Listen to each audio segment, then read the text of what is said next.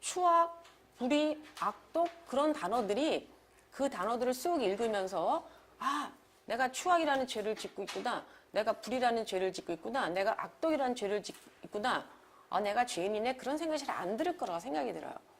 악독하다 그러면 딱 생각나는 게 뭐냐면 우리 옛날에 그 한국의 그 고전서들 읽을 때에 못된 여자들, 악독한 무슨 엄마라든지, 무슨 뺑덕어미, 이런 생각이 악하고 독하다. 그래서 그런 생각이 들기 때문에 우리가 그 단어를 읽으면서 내가 거기에 해당된다는 생각이 정말 안 듭니다. 저는 제가 악독하다는 생각은 안 들거든요. 그래서 이제 21가지 죄악이 그냥 별로 신중하게 생각 안 하고, 지나가게 돼요. 근데 단어를 보면 좀 달라지게 돼요. 그래서 악독이라는 단어는 저 밑에 이제 제가 헬라어로 써놨는데 이제부터 이제 보실 거지만 오늘은 잘 안 보이실 거예요. 그런데 그 원래 헬라어로 카코에테이아라고 돼 있어요. 근데 그 카코에테이라는 단어가 어떤 단어로 돼 있냐면 앞에 있는 단어가 카코스라는 단어가 있고요. 뒤에 에토스라는 단어가 만나서 만들어진 합성어가 돼요. 그리고 헬라어에는 굉장히 합성어가 많아요. 그래서 헬라어 단어는 아시겠지만 호메로스라는 사람 아시잖아요. 호머의 단어를 보면요. 어떤 데는 6개, 7개가 모여서 한 단어를 만들어요. 그래서 그게 굉장히 쉬운 특징을 가진 언어예요. 그래서 되게 재미있어요. 단어가 무조건 길어지는데 그래도 그게 그래서 길이가 길어지는데도 무슨 뜻인지 쉽게 이해할 수가 있어요. 왜냐하면 이렇게 단어들을 알만한 단어들이 모여서 또 새로운 뜻을 만드는데 그러니까 이 단어가 카코스란 단어와 에토스란 단어가 만나서 만들어진 복합어인데 카코스가 굉장히 기본 단어예요. 나쁜이란 뜻이에요. 나쁜. 영어의 bad가 되는 거죠. 그 다음에 에토스 하면 습관이란 뜻이에요. 습관. 그러니까 카코에테이아 그러면 직역을 하면 무슨 뜻이냐면 나쁜 습관이란 뜻이에요. 나쁜 습관. 그러니까 나쁜 습관을 죄의 목록에 지금 여기 포함되어 있거든요. 나쁜 습관. 이게 별로 죄라는 느낌 솔직히 안 들어요. 나쁜 습관. 직역을 하면 나쁜 습관이에요. 근데 이게 성경에는 딱 한 번밖에 등장을 안 해요. 성경에 이 단어가 많이 등장을 하면 성경에 있는 문맥이랑 이렇게 보면서 성경에서는 이 단어가 이것을 의미한다라는 걸 우리가 추론해낼 수가 있거든요. 근데 달랑 한 번 나와요, 여기에. 그러면 이게 무슨 뜻인지 알기가 되게 힘들어요. 그렇잖아요. 비교해 볼 게 없어요. 그래서 그때 뭐를 볼 수밖에 없냐면 이 성경 안에 있는 헬라어가 아니라 고전 헬라어, 일반 헬라어에는 이 단어가 어떻게 쓰였지? 왜냐면 거기에는 많이 나오니까. 그렇게 해서 우리가 의미를 파악할 수밖에 없어요. 딱 한 번 나옵니다. 그런데 여기에 대해서 우리가 잘 아는 철학자 아리스토텔레스가 정의를 해놨어요. 그러니까 그 성경에는 딱 한 번 나오지만 성경이 아닌 일반 헬라어에는 그 단어가 여러 번 나온다는 거를 알 수가 있죠. 그러니까 아리스토텔레스가 정의를 내릴 거 아니에요. 카코에테이아는 이런 뜻이다라고 정의를 내렸거든요. 그래서 뭐라고 정의를 하냐면 나쁜 습관인데 무슨 나쁜 습관이냐면 습관이니까 한 번 하는 게 아닌 것 같죠. 습관이기 때문에 사실은 경향을 얘기해요. 경향. 어떤 사람의 경향인데요. 모든 것에 대해서 최악의 해석을 하는 경향이다 이렇게 얘기해요. 그러니까 무슨 일이 있으면 그것에 대해서 항상 가장 최악, 가장 나쁜 해석을 하는 거예요. 어떤 사람들의 행동에 대해서 이렇게 사실 정확하게 그 사람의 행동을 어떻게 했는지 잘 알 수 없잖아요. 그런데 무조건 할 수 있는 가장 나쁜 부정적인 이제 평가 해석을 하는 경향이라고 아리스토텔레스가 얘기를 하고 있어요. 그래서 우리는 여기서도 말하는 게 그런 의미겠구나라고 이제 생각해 볼 수가 있는 거죠. 자, 그래서 그 아리스토텔레스뿐만 아니라 다른 학자도 그때의 학자도 이 카코에테이아라는 이 단어, 악독이라는 단어를 보면 이것은 죄인데 무슨 죄냐면 해석의 죄다 이렇게 말을 해요. 그러니까 그때의 그 시대에 살던 사람들이 이 단어를 이렇게 이해할 때는 공통점이 있었던 것 같아요. 어떤 사람의 행동을 해석하는 데에 행해지게 되는 죄를 얘기하는데 좋게 생각하는 게 아니라 항상 제일 나쁘게 해석을 하는 경향을 사실은 악독이라는 단어를 쓰고 있는데 자, 악독이라고 한글에서 말하는 내용하고 어떤 사람의 행동을 가장 나쁘게 해석하는 경향하고는 제 거리가 좀 많은 것 같아요. 한글로 볼 때. 그리고 이제 뭐라고 하냐면 이제 그 학자들은 아마도 이 죄는 모든 죄악 중에서 가장 흔한 죄일 것이다 라고 얘기를 해요. 우리가 말로는 드러내지 않아도 사실 속으로 그렇게 해석을 할 경우가 많잖아요. 나에 대해서는 좀 좋게 해석하고 다른 사람에 대해서는 아주 나쁘게 해석하고 이제 그런 경향, 한두 번 하는 게 아니라 그런 우리의 경향을 이제 이 단어로 표시를 했다는 거예요. 그래서 이거를 이런 뜻이구나 원래가 라고 하면 아 나도 악독이란 죄를 정말 수없이 짓고 있구나라는 생각을 하게 나한테 관련이 있게 돼요. 그런데 안 그러면 나는 그렇게 악독한 여자 같지는 않아. 그래서 나랑 관계 없는 단어 같이 느껴지는데 그렇게 이해하고 나니까 나도 이 속에 속하는구나 라고 하면서 그 모든 인간이 죄인이라는 그것을 이제 얘기하고 싶어서 그렇게 죄의 목록을 이렇게 굉장히 열거를 하는데 거기에 나도 이제 적용할 무엇이 생기게 되는 거죠. 자, 그래서 보면 그 다른 단어들도 좀 이해하기 좀 어려운 단어들도 감이 잘 안 온 단어들이 있는데 그거를 이제 여기서 오래 시간이 걸릴 것 같으니까 이제 유튜브 같은 거를 궁금하시면 참조하시면 될 것 같아요. 자, 그 다음에 이제 성경 해석하는데 약간 오해를 줄 수 있는 부분인데요. 단어 때문에. 베드로전서 4장 18절에 보면 뭐라고 했냐면 또 의인이 겨우 구원을 받으면 경건하지 아니한 자와 죄인은 어디에 서리요? 라는 말이 있어요. 그러면 의인이 겨우 구원을 받는데 그러면 의인이 신자들을 얘기하거든요. 성경에서 보면 의인 이퀄 신자예요, 사실. 근데 신자들이 간신히 구원을 받는다는 뜻으로 보이잖아요, 여기. 겨우 구원을 얻는다. 그렇게 보이지 않습니까, 여기? 그럼 우리가 이제 그리스도의 그 대속의 죽음을 통해서 우리가 이제 구원을 받는다고 얘기를 하는데, 간신히 받는데.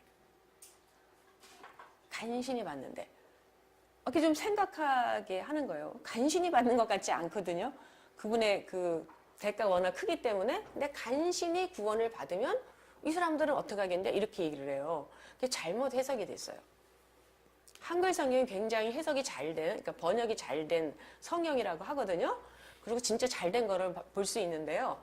그런데 가끔씩 약간 2% 부족한 부분이 있어요. 번역하는 과정에서.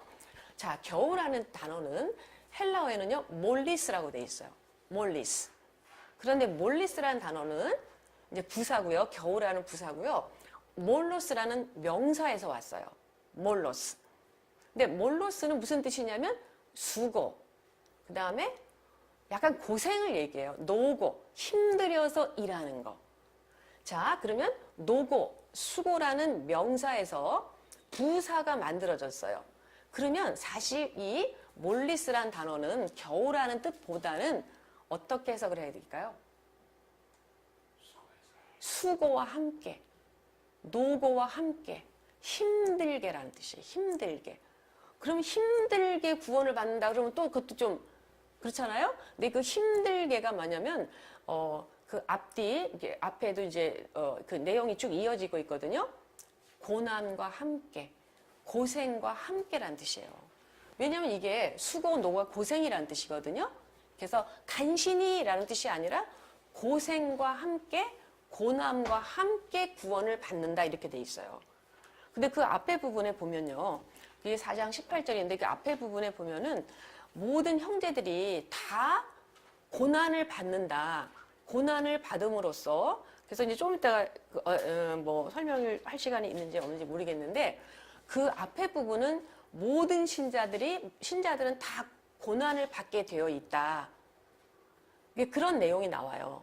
그 얘기를 하면서 그리고 사실 베드로전서가 고난을 받고 있는 소아시아 지역에 사는 신자들에게 보낸 편지거든요. 그래서 고난이 굉장히 많았어요. 이제 그 사람들에게 위로와 격려를 하는 편지인데 거기서 앞에 부분에 특히 이제 고난에 관한 얘기를 하는데 고난이 당신들만 받는 게 아니라 이 세상에 있는 모든 그런 신자들은 다 고난을 받고 제가 그것도 유튜브에 좀 올린 것 같아요. 근데 그 고난을 받는다는 게 그냥 고생만 한다라는 뜻이라기보다는 그것을 통해서 하나님께서 뭔가 이루고자 하시는 목표를 계속 이루어 가시고 있는 것이다라는 단어로 표현이 됐어요. 한글 성경에서는 볼 수가 없는데, 그래서 앞에 부분에 그런 얘기가 나오고 지금 이 이야기가 이어지고 있어요. 그래서 겨우라는 것은 신자들이 늘 받게 되는, 항상 받게 되는 고생과 고난을 얘기해요.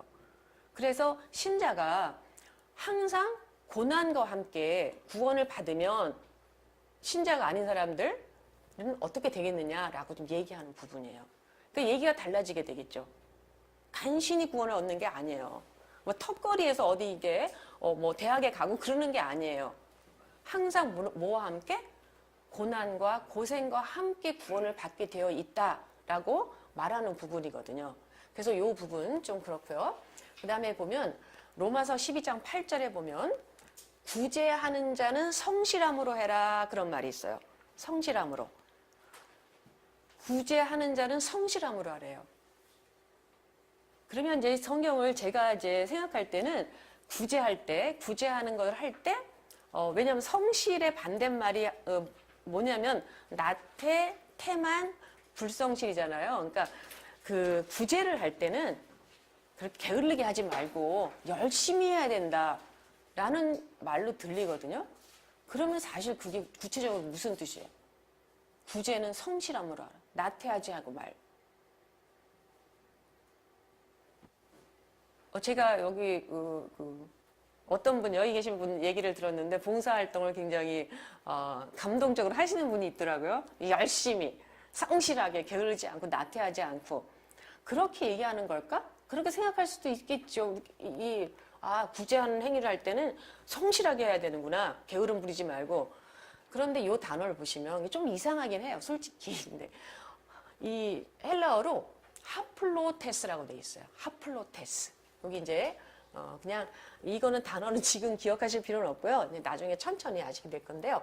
하플로테스라고 돼 있고요. 그 다음에 그 같은 단어가 어디 나오냐면 같은 어원의 단어가 마태복음 6장 22절에 보면 눈은 몸의 등불이니 눈은 몸의 등불이니 그러므로 내 눈이 성하면 온몸이 밝을 것이요 이렇게 돼 있어요. 여기에 그 하플로테스라는 게 앞에 로마서 12장 8절에서는 명사형으로 나오고요. 마태복음 6장 22절에는 형용사로 나와요. 형용사. 그래서 똑같은 어원을 가진 단어라서 하플로테스, 그 다음에 하플루스 이렇게 돼 있어요. 앞에 하플루가 들어가서 하플루. 그게 보면 그 로마서 12장 8절에서는 성실함이라는 단어로 번역이 돼 있고요. 마태복음 6장에서는 내 눈이 성하면이라고 번역이 돼 있어요. 성하면. 내 눈이 성하면이라는 뜻은 내 눈이 좋으면이라는 뜻이에요. 그렇잖아요. 내 눈이 좋으면 온몸이 밝을 것이요. 물론 이제 문자적인 건 아니죠.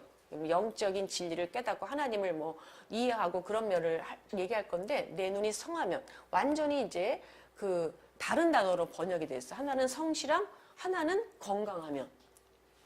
그러면 하플로테스 여기 있는 이 어원의 뜻이 뭐냐면 영어로 simple이라는 뜻이에요. simple. 두 겹, 세 겹이 아닌 이중, 삼중이 아닌 simple. 단순한 하나의란 뜻이에요. 하나로 되어진 것. 그러면 여기다 적용을 해볼게요. 여러 가지가 아니라 여러 가지가 이렇게 겹쳐 있는 게 아니라 심플하고 오직 단 하나야라는 뜻이 되는 거예요. 그러면 여기다가 적용을 시켜보면요. 구제하는 자는 성실함으로 하면 부지런히 해라라는 뜻보다는 한 마음으로 해라는 뜻이에요. 한 마음 뭐냐면 구제할 때 사람들한테 뭔가 구제를 하잖아요. 그러니까 목적이 하나인 거야. 그 사람을 위한 목적으로만 하는 거죠. 그런데 사실은 구제를 하면서 다른 목적이 또 있을 수 있는 거야. 겉에 드러나지 않은 목적. 그래서 두 개의 목적, 두 개의 마음으로 하지 말고 하나의 마음으로 해라. 그게 성실함이라는 단어로 번역이 되니까 원래 성경에서 말하려고 하는 내용하고 우리가 받아들이는 내용이 한글 성경만 갖고는 받아들이는 내용이 조금 달라진다는 생각이 들어요. 그러니까 그래서 구제를 많이 하면서 뭐 예를 들어서 뭐 다른 목적이 있을 수 있잖아요. 그죠? 약간 불순한 목적이 있을 수도 있잖아요. 근데 그런 거 없이 단순한 마음으로 해라라는 뜻이 되고요. 그럼 이건 좀 더 이상하죠. 내 눈이 성하면, 내 눈이 건강하면, 근데 원래 뜻은 심플하면이래요. 한 겹이래요. 그래서 여기서 눈하고 한 겹이 아니면 뭐겠어요? 우리가 눈을 생각해 볼 때 눈이 시력이 좋으려면 어떻게 보여야 돼요? 이렇게 눈이 지금 나쁜 사람들이 많잖아요. 우리 시력이 나쁘다는 건 무슨 얘기를 하면 이게 사물이 있으면 사물이 뚜렷하게 보이질 않죠. 뚜렷하게 안 보이고 이렇게 여기 또 하나 뭐가 있는 거 그렇게 보이잖아요. 그래서 눈이 나쁜 사람 쟤도 고도근시라서 잘하는데 뭐가 이렇게 선명하게 보이질 않아요. 그래서 안경을 쓰잖아요. 선명하게 보이기 위해서. 여기서도 사실 그런 의미예요. 그러니까 그게 건강한 거죠. 그리고 여기서는 신체적인 얘기를 하는 거, 진짜 눈 얘기를 하는 게 아니라 영적인 얘기를 하는 거잖아요. 근데 요 앞뒤에 뭐가 있냐면 24절 가잖아요. 그럼 무슨 얘기냐면 한 사람이 두 주인을 섬기지 못하나니 하고 나와요. 그러니까 우리가 신자들에게 요구하는 건 뭐냐면 딱 대상을 또렷하게 한 대상을 볼 수 있는 그런 눈이야. 그런데 우리가 두 개가 같이 있는 거야. 난시 뭐 이런 거 두 개 막 겹쳐 보이잖아요. 그런 눈이면 잘 안 보인다 라고 얘기하는 거거든요. 근데 그때 얘기하는 게 뭐냐면 그 두 개를 겹쳐 보이는 게 뭐냐면 그 24절에 보면 두 주인을 섬기지 못할 것이니 누구하고 누가 두 주인이 나오냐면 하나님과 재물을 겸하여 섬기지 못한다 이렇게 나와 있어요.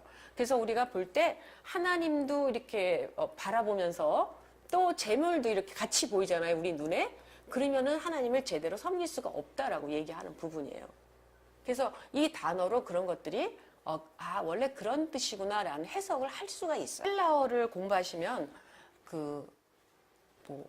문법이 좀 복잡해요. 그래서 이제 헬라어를 할 때 우리가 이제 좌절을 하게 되는데 이제 저희 여기서는 이제 문법 공부를 막 하려고 하는 건 아니고요. 성경의 내용을 문법에 근거해서 빨리빨리 우리가 이해하려는 그게 이제 목적이거든요. 그래서 이제 그래도 이제 그래서 문법 얘기를 하긴 할 거예요. 근데 줄줄줄 외우라 그런 얘기는 절대로 안 할 겁니다. 소유격을 한번 예를 들어 볼게요. 그 헬라어에는요, 주격은 당연히 있고요. 주어를 나타내야 되니까 소유를 나타내는 소유격이 있고요. 누구누구에게라고 하는 역격이 있고요. 뭐뭐뭐뭐를 하는 목적격이 있어요. 그러니까 독일어 하신 분들은 뭐 그렇구나 라고 아실 거예요. 그래서 이제 근데 그 소유격의 그 용법이 굉장히 많이 있어요. 그래서 우리는 소유격의 용법이 익숙하지가 않아요. 한국말로는 뭐뭐뭐뭐의 하면 딱 생각나는 게 있어요. 자, 소유격에서는 굉장히 용법이 다양하거든요. 로마서 1장 25절을 보면 이는 그들이 하나님의 진리를, 그러니까 여기 소유격이 뭐예요? 뭐가 소유격으로 나와 있어요? 하나님의가 소유격으로 되어 있죠. 하나님의 진리를 거짓 것으로 바꾸어 피조물을 조물주보다 더 경배하고 섬김이라 이랬어요. 그런데 여기 보시면 하나님의 진리를 거짓 것으로 바꾼다 그랬거든요.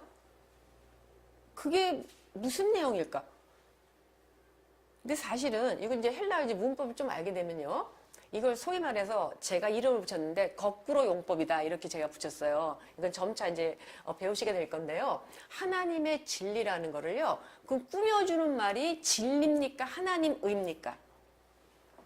하나님의가 꾸며주고 있죠. 진리라는 명사를 꾸며주고 있어요. 근데 이제 거꾸로 용법이라고 하는 거는요.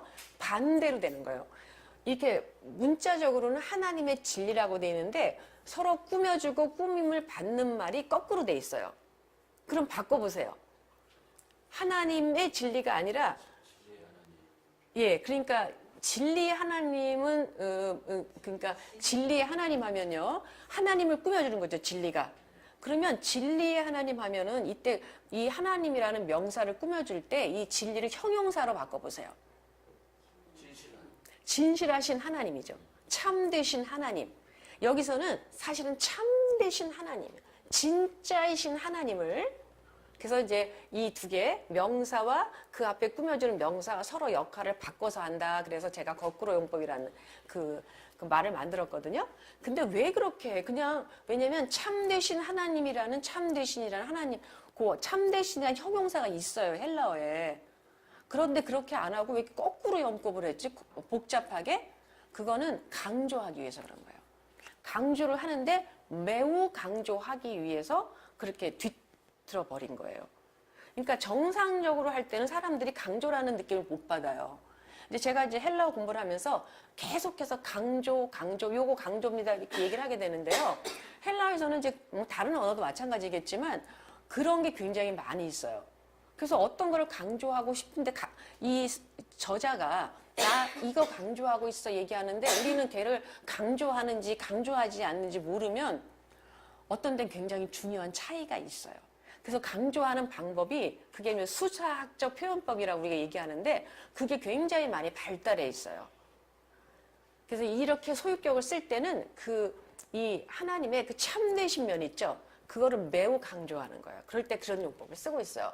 그래서 여기서 보시면 내용이 뭐냐면 참되신 하나님을 거짓 것으로 바꿨다고 이제 한글에서는 그러는데 거짓이라는 명사로 바꿨다 그랬어요. 거짓이라는 명사가 나와요. 그러니까 참되신 하나님을 거짓이라는 추상명사로 바꿨대. 그것도 되게 이상하거든요. 거짓이라는 그 추상명사가.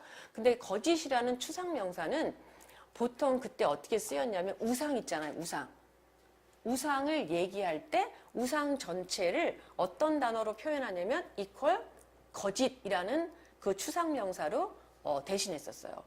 그러니까 여기서 말하는 뭐 참 거짓 그런 얘기보다는 사실은 하나님과 뭐를 비교하는 거냐면 거짓 그 신들 우상을 지금 대조하고 있는 거예요. 그래서 참되신 하나님을 거짓된 우상들과 바꿔치기 했다. 그래서 이 앞에 부분을 잘 읽어보셔야 되거든요. 1장 25절 우상 숭배에 관한 얘기가 나와요. 그래서 그렇게 바꿔치기 했다. 그래서 어떻게 했냐면 보세요. 피조물을 조물주보다 경배하고 섬겼다 그랬어요. 조물주는 하나님이죠. 피조물은 다 나머지 것은 다 피조물이거든요. 그래서 여기서 보면 하나님을 우상하고 바꿔치기 한 거는 결국 우상은 뭐예요? 우상은 다 만들어진 거잖아요. 그래서 하나님을 뭐로 그러니까 창조주를 그러니까 그 피조물하고 바꿔치겠다. 그래서 도리어 피조물을 섬기고 그랬다라는 얘기를 하는데 이렇게 하고 있어요. 근데 하나님의 진리를 거짓 것으로 바꿔 이렇게 얘기하면요, 굉장히 추상적으로 느껴져요. 하나님의 진리가 뭐가 있었구나. 그를 거짓된 내용으로 바꿨구나. 이렇게 느껴지거든요. 한글을 그냥 아무 선입견 없이 보면 그렇게 이해가 되거든요.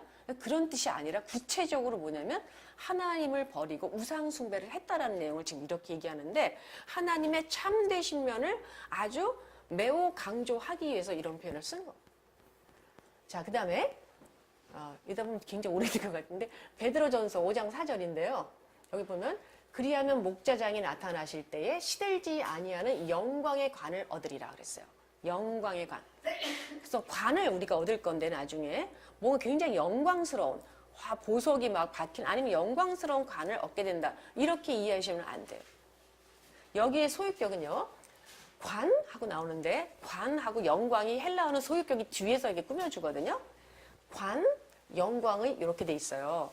그때 소유격은 무슨 소유격이냐면 동격의 소유격이라고 그래갖고요. 우리가 관을 받을 건데요. 관이 진짜 관이 아니라 이퀄 즉 영광을 받을 것이다. 그런 뜻이 돼요. 그래서 소유격의 용법이 굉장히 많이 있는데 그것을 이제 알아갈 때마다 성경에서 그 성경의 문장이 얘기하는 정확한 뜻이 뭔가가 점점점 밝혀지게 되는 걸 경험할 수가 있어요. 그 다음에 이제 중간태라고 제가 예를 들었는데요. 중간태를 아시는 분은 많이 없을 거예요. 중간태는 뭐냐면 능동태와 수동태의 중간이라는 거예요. 그래서 중간태가 있는 언어가 그렇게 많지가 않아요. 그래서 우리한테 굉장히 익숙치 않거든요. 근데 중간태는 그러니까 능동태도 아니고 수동태도 아니야. 그 동작을 하는데 그 동작이 다 뭐랑 관계가 있는 걸 표현하는 거냐면 그 동작을 하는 주어 자신과 관계가 있는 것을 표현한 게 중간태예요. 이게 점차적으로 아시게 될 거고요. 그래서 예를 들어 볼게요. 에베소 1장 4절에 보면 창세전에 그리스도 안에서 우리를 택하사 이렇게 써요. 선택했다고요. 선택. 택하사 여기가 보면 우리나라 말로 하면 이게 능동태예요. 우리는 이제 수동태란 말 안 해서 피동이라고 하잖아요. 능동과 피동이 있는데 택하사 그러면 능동이에요? 피동이에요? 택하니까 능동태로 돼 있죠. 그런데 그게 헬라어에 보면요. 중간태로 돼 있어요. 택하다라는 동사가 능동태도 있어요. 그런데 능동태를 안 써요. 성경에서는. 그러면 어떻게 해석을 해야 되냐면 우리를 선택했어요. 누가? 하나님이. 그런데 선택을 하는데 누구를 위해서? 주어를 위해서라는 의미가 있는 것이 중간태예요. 중간태. 그러니까 하나님이 선택하셨는데 우리는 보면 하나님이 우리를 위해서 선택하신 것 같이 느껴져요. 우리를 택하사 선택하사 그러면. 그런데 사실은 이 선택하다라는 단어는 다 중간태로 돼 있어요. 거기에 하나님이 우리를 선택했다는 것은 물론 우리에게도 당연히 우리를 위한 결과가 이렇게 주어졌지만 사실은 선택할 때 누구를 위해서? 하나님 자신을 위해서 하신 동작이라는 것을 표현하는 게 바로 중간태예요.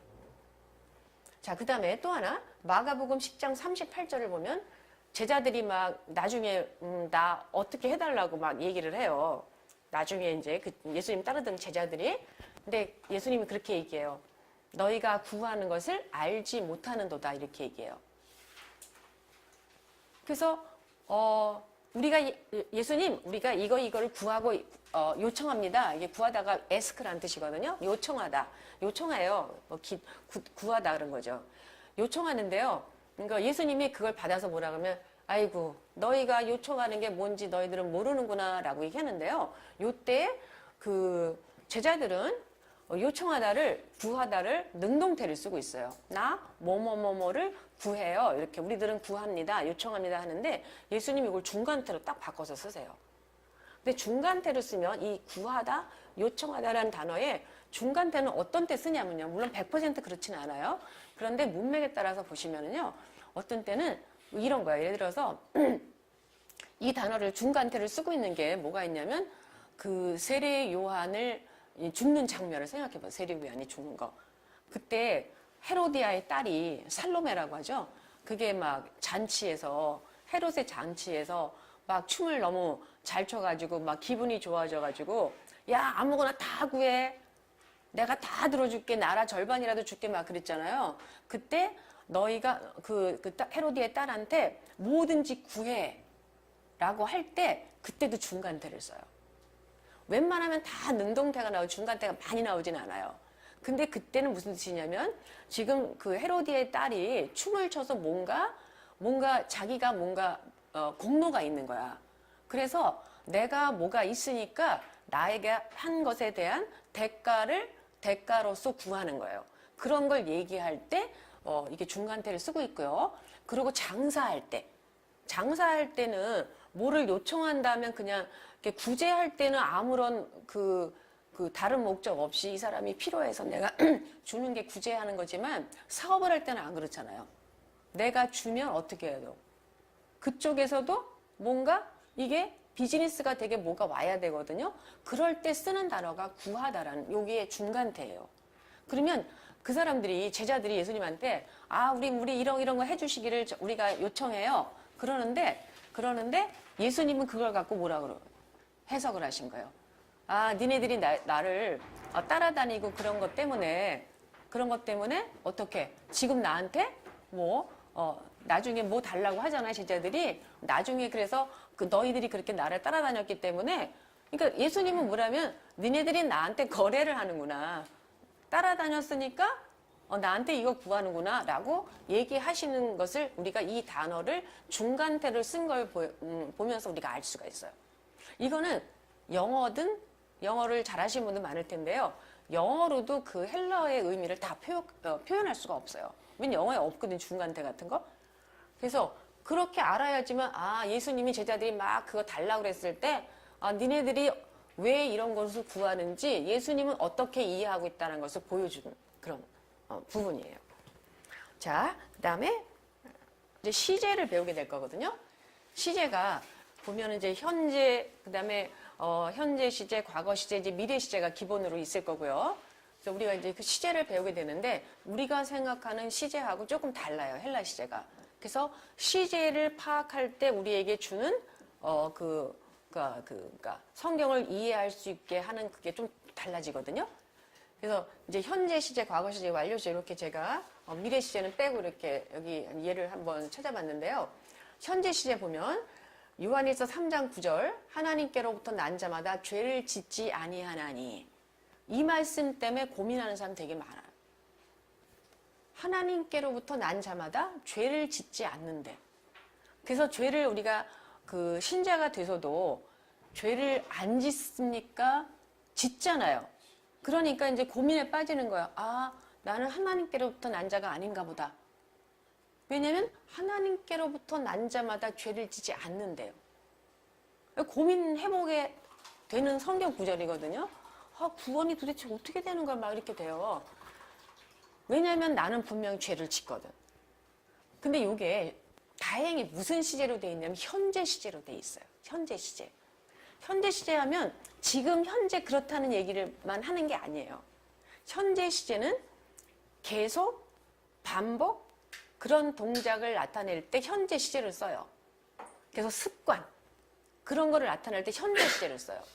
그러면은 여기 죄를 짓지 않는다고 그랬는데 죄를 짓지 않는다는 건 한 번도 죄를 짓지 않는다는 뜻이 아닌 거예요. 어떻게 죄를 짓는다고요? 늘상 죄를 져. 했다 하면 죄야. 습관적으로 죄된 행위를 해. 그냥 끊지를 못하고 계속해. 그렇지 않다고 얘기하는 거예요. 현재 시제라서. 현재 시제는 뭔가 똑같은 행동을 계속하는 걸 얘기해요. 아니면 어떤 상태가 계속되거나. 그런데 신자가 돼서 하나님께로 태어났어. 신자가 됐다는 얘기죠.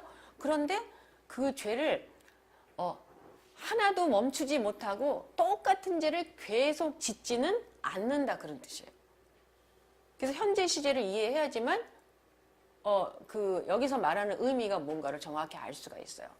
그래서 현재 시제가 현재 지금 내가 하고 있는 것, 그런 것만을 의미하는 게 아니라 이렇게 계속적으로, 습관적으로 피하지 못하고 계속해서 하는 그러한 습관을 얘기하기 때문에 이제 그런 의미가 되는 거고요. 그 다음에 이제 고린도전서 1장 18절 보시면 십자가가 도가 멸망하는 자들에게는 미련한 것이요 구원을 받는 우리에게는 하나님의 능력이라, 이런 말씀이 있어요. 근데 보면 우리 한글로도 멸망하는 하면은 현재 시제로 이해가 되죠. 멸망하는, 구원을 받는 하면 이것도 현재 시제로 되어 있죠. 그런데 멸망하는 할 때 이 현재 시제는 어떤 의미를 가지고 있냐면요. 계속이라고 그랬잖아요. 계속해서 멸망하고 있는 거예요. 지금 계속해서 멸망하고 있는 중인 거야. 계속되고 있는 거야. 그러면 구원을 받는 우리도 역시 계속해서 구원을 받고 있는 거야. 그래서 이제 구원에 대해서는 성경에 보면요, 어디는 구원을 받았다, 과거로 얘기해요. 어떤 때는, 대부분의 경우에는 구원을 받을 것이다 라고 미래 시제로 얘기를 해요. 이해가 되죠? 그런데 구원을 받고 있다. 아니, 과거 시제로 구원을 받았다고 이해했으니까 이제 끝난 거잖아요, 사실. 근데 성경에 보면 구원을 받고 있대.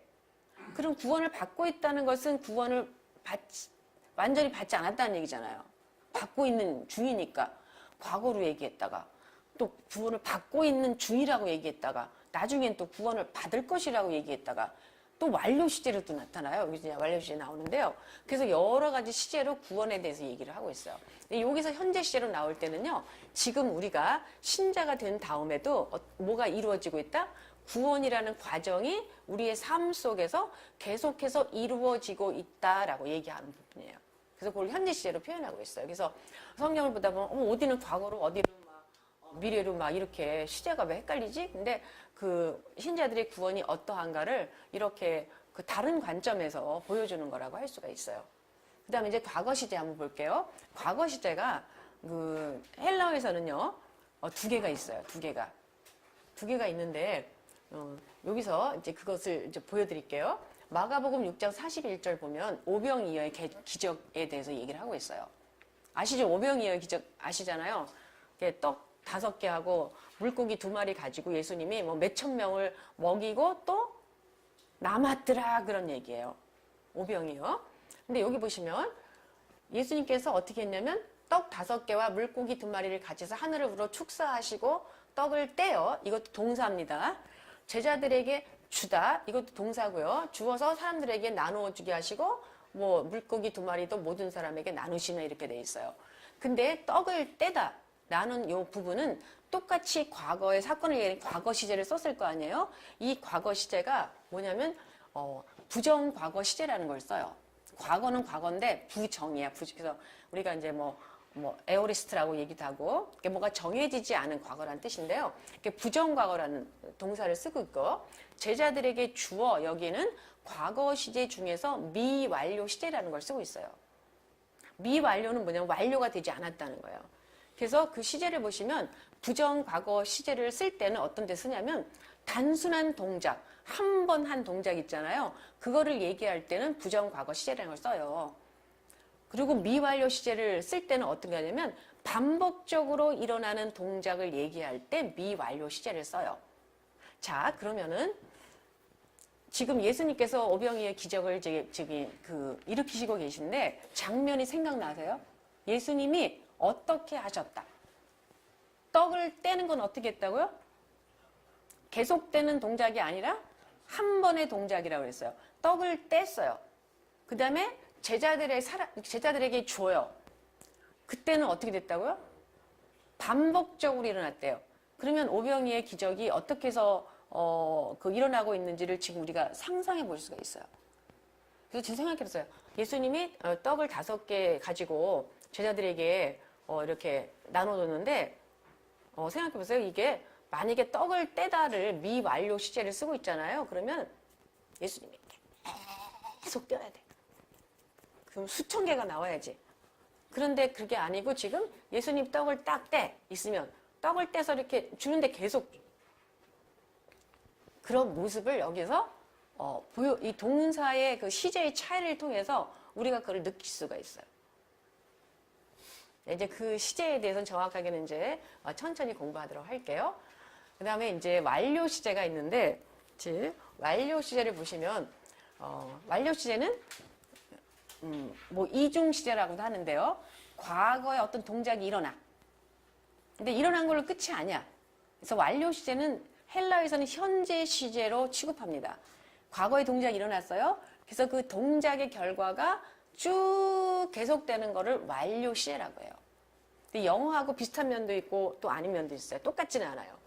그래서 거기 완료 시제가 쓰인 게 그 예수님의 그 부활을 완료 시제로 표현하거든요. 예수님께서 장사 지낸 바 되셨다가 성경대로 사흘 만에 다시 살아나사 이랬어요. 여기가 완료 시제로 돼 있어요. 그러면 살아나사 하고 완료 시제가 됐다는 건요. 그냥 예수님이 부활하셨다 그 얘기를 하는 게 아니에요. 예수님이 살아나셨어요. 그걸로 끝이 아니에요. 그래서 지금 죽지 않고 살아나셨어요. 부활하셨습니다. 그 얘기를 하는 게 아니라 그래서 어떻게 되었다. 결과가 중요한 거예요. 그래서 지금 우리 가운데에 지금 살아 계시다. 우리와 함께 살아 계시다. 그 얘기를 할 때 완료 시제를 쓰게 돼요. 그래서 예수님께서 다시 살아나셨다는 요 표현은요. 다 완료 시제로 돼 있어요. 그러니까 예수님 죽었다 살아나셔서 그냥 그래 죽은 채로 썩어진 게 아니에요. 그 얘기만 하는 게 아니에요. 살아나신 그분이 지금 우리와 함께 계시다라는 표현을 함께 하고 있는 게 완료 시제예요. 그래서 완료 시제를 통해서 뭔가 이렇게 그냥 단순히 이렇게 번역한 것 이상의 의미를 우리가 좀 느낄 수가 있어요. 그 다음에 여기도 보면 에베소 2장 8절에 보시면 똑같이 구원 얘기인데 너희가 그 은혜에 인하여 믿음으로 말하면 구원을 받았으니 이렇게 되어 있어요. 한글로 보면 구원을 받았다 그러면 과거 시제로 보이잖아요. 구원을 받았다 이렇게 되어 있으니까. 근데 과거 시제가 아니라 완료 시제로 되어 있어요. 그러면 구원을 받아서 그게 과거고요. 그래서 어떤 상태로 있다고요 지금. 상태가 중요해요. 현재의 상태. 구원받은 사람, 다시 살아난 사람의 상태로 지금 있다 이렇게 얘기하는 부분이거든요. 그래서 구원을 받았다라고 하는 단순 과거 시제로 얘기하는 거하고 완료 시제로 얘기하는 거는 의미하는 바가 좀 달라지게 돼요. 이제 생략된 단어, 그러니까 번역을 하면서 작은 단어들이 생략이 돼요. 한글 성경엔 번역이 안 돼요. 그런데 그 단어가 엄청나게 중요한 역할을 할 때가 되게 많아요. 이제 공부하신 분들은 다 이제 그것을 많이 체험을 했죠. 자, 볼게요. 빌립보서 2장 12절 13절을 보시면 자, 나라에 사랑하는 자들아 너희가 나 있을 때뿐 아니라 더욱 지금 나 없을 때에도 항상 복종하여 두렵고 뚫림으로 너의 구원을 이루라 이렇게 돼 있어요. 그럼 벌써 구원을 이루라 한 걸 보니까 구원이 이루어졌다 안 이루어졌다? 그렇죠. 구원이 이루어지지 않은 거죠. 그러니까 아까 구원의 현재 시제를 말씀드린 것처럼 구원의 현재 시제로 진행되고 있다. 이루어지는 과정이다라고 이제 얘기하는 걸 볼 수가 있고요. 근데 구원을 이루래요. 그러니까 우리 보고 이루래. 구원을 이루래. 괜히 부담스럽죠. 그죠? 우리가 뭐뭐 해야 되는 거니까. 우리에 대한 명령을 구원을 이루라야 하고 있어요. 근데 이제 한글 성경은 그 다음에 너희 안에서 행하시는 이는 하나님이신 자기 기쁘신 뜻을 위하여 너희에게 소원을 두고 행하게 하시나니 이렇게 돼 있어요. 그래서 12절에 구원을 이루라는 말씀하고 13절에 하나님이 행하게 하신다.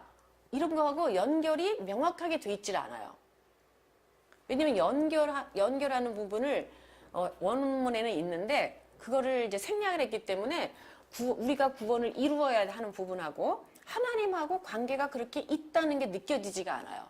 근데 보시면 성경에 가보면 그 앞에 이제 우리 굉장히 많이 나올 건데 이거 읽으면 가르거든요. 가르. 로마서 하시면 가르가 무지하게 많이 등장해요. 가르는요, 뭐 하는 단어냐면 앞에 있는 것을 설명해 주는 단어예요. 그래서 대체로 영어에 for라고 많이 번역이 돼 있고요. 왜 그렇게 말하냐 하면, 왜냐하면 이렇게 번역이 되는 부분이에요.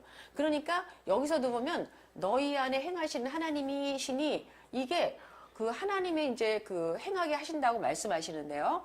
그 말씀하고 하나님이 뭔가를 행하신다는 거하고 그 다음에 너희들이 우리가 신자가 구원을 이루어야 하는 부분하고 지금 연결이 되는 거예요.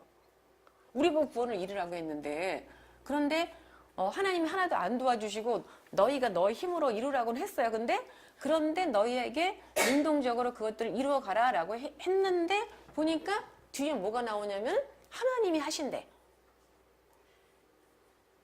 그러니까 우리가 구원을 이루는 것이 그냥 우리 혼자만의 일이 아니고 결국은 뭐냐면 우리 안에서 하나님께서 그 소원을 우리에게 주시고요. 그래서 우리가 그것들을 이루고 싶다라는 마음을 주신 분도 하나님.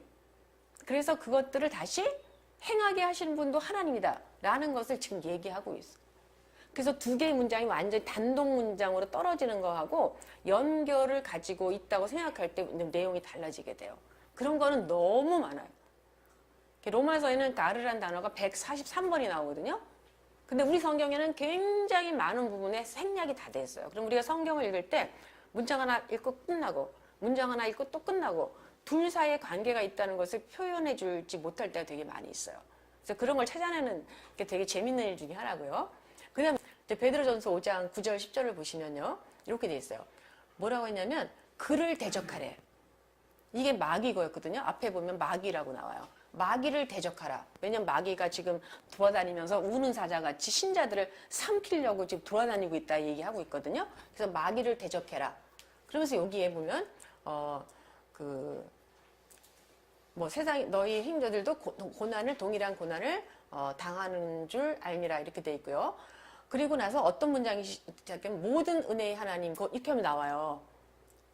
그래서 마귀를 대적하라는 거 하고요. 믿음을 굳건하게 해서 마귀를 대적하라는 거 하고 그 다음 문장을 보시면 10절인데요. 모든 은혜의 하나님 곧 그리스도 안에서 너희를 부르사 자기 영원한 영광을 이렇게 잠깐 고난을 당한 너희를 친히 온전하게 하시고 굳건하게 하시고 강하게 하시고 털을 견고하게 하시리라 이렇게 말씀이 써 있어요. 근데 우리는 접속사가 없어가지고 그냥 이 두 개의 문장이 어떤 관계 속에 있는지 그렇게 명확하게 알기 되게 힘들어요. 그런데 지금 보면 그 앞에 원문에서는 네라는 조그만 단어가 들어있어요. 네는 뭐냐면요. 그러나라는 뜻이에요. 그러나. 그러니까 그러나 하면은 뭐하고 뭐의 대조를 얘기하는 거잖아요. 그래서 앞에 여기서 생각해 볼 수 있는 게 이제 하나님이 대조가 되는데 지금 하나님과 대조되는 행동을 해야 되는 게 누구냐면은 첫 번째 생각해 볼 수 있는 게 신자들이에요. 신자들은 뭐를 해야 된다고요? 믿음을 굳건하게 해서 마귀를 대적해야 돼. 근데 혼자 하는 게 아니야. 그러나 모든 은혜의 하나님이 어떻게 하신다? 고난당한 너희를 어떻게? 온전하게 하시고 굳건하게 하시고 강하게 하시고 털을 견고하게 하시는 분은 또 누구다? 하나님이다. 너희는 마귀를 대적해. 그러나 하나님이 너희를 그렇게 이거야말로 진짜 믿음이 굳건하게 되는 거잖아요. 우리를 온전하게 하고 굳건하게 하고 이거는 누가 할 거냐면 그건 또 하나님이 할 거야. 그래서 우리가 해야 되는 일, 그 다음에 하나님께서 할 일이 항상 같이 가는 걸 볼 수가 있어요. 근데 그거를 잘 알 수 있는 게 요 앞에 생략된 단어들 때문에 그래요. 그래서 두 문장이 관계가 있다는 거. 근데 한글 성경 보면 아쉽게도 이 중요한 그 연결어들이 많이 생략이 돼 있어요. 그래서 문장을 읽으면 딱딱딱 끊어져서 이 문장과 이 문장 사이에 이렇게 분명히 원문에서는 이 관계를 얘기해 주면서 아, 너의 대적을 이루는 거 굉장히, 그러니까 마귀를 대적하는 게 쉬운 일이 아니잖아요. 그런 명령을 딱 내려요. 그런데 그건 너희가 혼자 하는 게 아니야. 하나님이 이렇게 하나님이 힘을 주실 거라는 게 같이 가거든요. 그래서 우리에게 어떻게 보면 우리가 마귀를 대적할 어떤 용기를 갖게 해요. 근데 딱 마귀를 대적하라 딱 해놓고 이게 다른 전혀 상관없는 그 하나님은 모든 은혜 하나님 맞잖아요. 이렇게 생각하게 되면 우리한테 좀 위로가 덜해 제 생각할 때. 근데 그런 거를 찾아갈 수 있어요. 이렇게 원문의 작은 단어들을 발견을 하면 하나 또 말씀드리고 싶은 거 우리 성경이 딱 오해하기 쉬운 게 뭐냐면 요거는 그냥 뭐 헬라의 무슨 뭐 문법보다도 내용을 볼게요.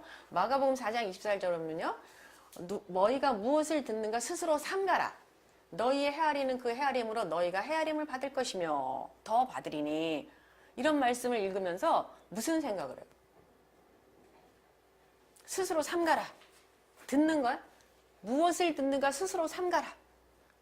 너희 헤아리는 그 헤아림으로 너희가 다시 헤아림을 받을 거다 이렇게 해요. 그러면 분명히 어떻게 해석하셨을까? 어떻게 생각이 들죠? 아, 듣는 거 조심해야 되겠네?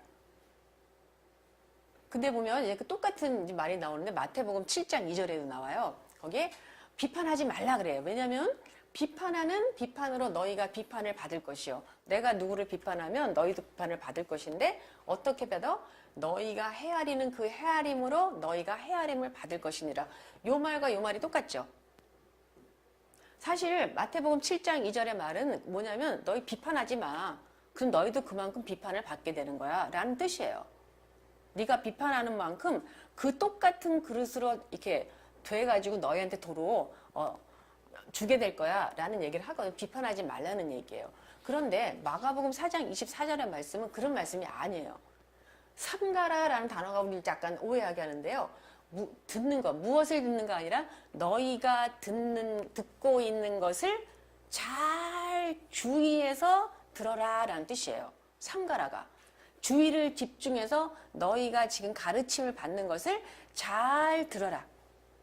그러면서 뭐라고 하냐면 너희가 잘 들으면 그만큼 너희가 잘 듣는 만큼 너희한테 뭐가 올 거다 이렇게 얘기하는 거예요. 그러니까 여기서는 거꾸로 뭐라 하냐면 잘 들으라는 얘기예요. 잘 들으면 그 너희가 그랬던 것만큼 받고 그거보다 더 은혜를 받는다 이런 말을 하고 있어요. 마가복음 4장 24절. 근데 이제 마가복음 7장 2절의 말씀이 워낙 유명한 말씀이어가지고 이것도 그냥 그런 뜻인가 보다라고 생각하는데 절대 그렇지 않고요. 왜 이런 오해가 생기냐면 사실 그 헬라어에는 아니면 뭐 유대인들에게 그런 격언이 있었는지 모르겠지만 이게 격언이에요. 격언. 격언이 좋은 데 가서 이렇게 하면은 좋은 결과 너희가 한 만큼 그래서 뭐 구제를 하면 구제할 만큼 받는다 뭐 그런 말씀도 있잖아요.